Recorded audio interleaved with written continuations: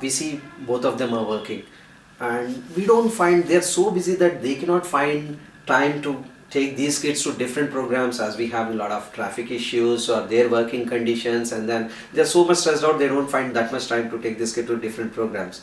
So what kind of role do you think at this age, from 3 to 8 7 years kids, does the schools play?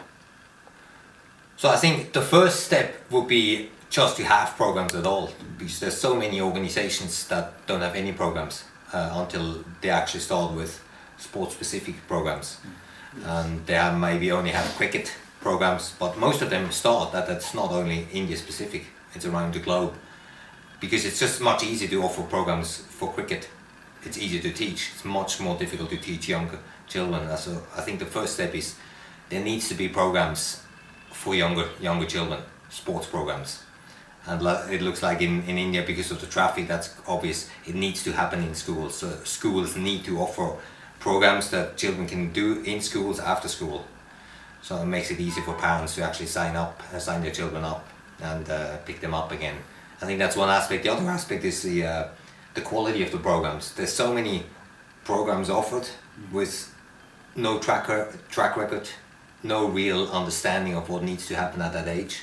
They can't just be kids doing tag games for an hour and running around with no instructions. They're not going to learn any skills.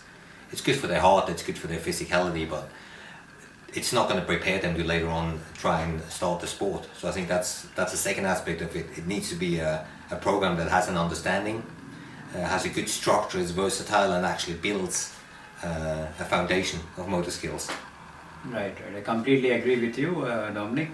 And from nursery to grade 1, grade 2, like 3 to 7 years old, it's all about motor skills. Having a structured program where you are doing a lot of games in a class, not just doing one game, like 3 or 4 games, so that sometimes what happens is, even though some kids get excited with one game, some kids may not like that game, but because we are doing 3-4 games in a class, they connect with at least 1 or 2 games. They develop that intrinsic motivation when they do this kind of programs at a young age. And after these skills are developed, the teachers have to guide the parents like what kind of sport they need to try it out, because as coaches we need to see how they are doing in ball games, how they are doing in reaction games, how they are doing in balancing. All these things we tell to the parents, we give them the inputs, and we can tell them that your kid is doing good in this kind of a game, so you can try this kind of a sport. So that really helps, but it has to be very structured. Then you need to get into sports-based models. Yeah, as Dominic said, most of the schools don't have this structured thing, and a lot of education has to be done on this motor skill learning, because we are hearing this for the first time in India. And before that we did a lot of unstructured play and we developed most of the skills. Later we played cricket and all, so we were good at it. But these days kids are not doing all this, so it has to be done in a school premises with all this kind of a structured program. Then slowly we migrate these kids based on how they are progressing into a sports-based model. Maybe one other aspect I think I find critical in countries where they have large class sizes. It's not very realistic to have 3-4 year olds, like 23-4 year olds, be taught by one teacher. So I would highly recommend that the younger the children, the more teachers you need per child. Otherwise, it's not going to be any learning for the children. In order for learning to happen, there needs to be an appropriate teacher to student ratio. And if they're young, I would not recommend have more like 10 children per teacher. So that's maybe another important thing to consider. True. And again, you also need to understand the context whom you are teaching, right?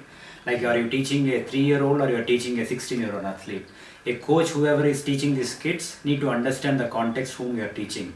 If the kid is very young, the context is involvement and enjoyment. It's not about performance at this age. Yeah. So as coaches, we need to understand the kids we are training in 3 to 7 years old, it's all about enjoyment and fun and involvement, being with friends and socializing. So we need to show a lot of energy, giving high fives, make it more interesting. It's not about the technique or skill, how well he's doing. It's just about participation. Once he does for over a period of time, he gets better. And I think it's important that there's a lot of teachers or so-called teachers at that age that are not really qualified, just because it's difficult. It's difficult to teach younger children. It's much easier to teach older children. It's easy also to get a certification. Right. So it's very important that the teachers who teach young children in motor development, they're actually certified. Right. They have some kind of background or knowledge Right. to do appropriate games.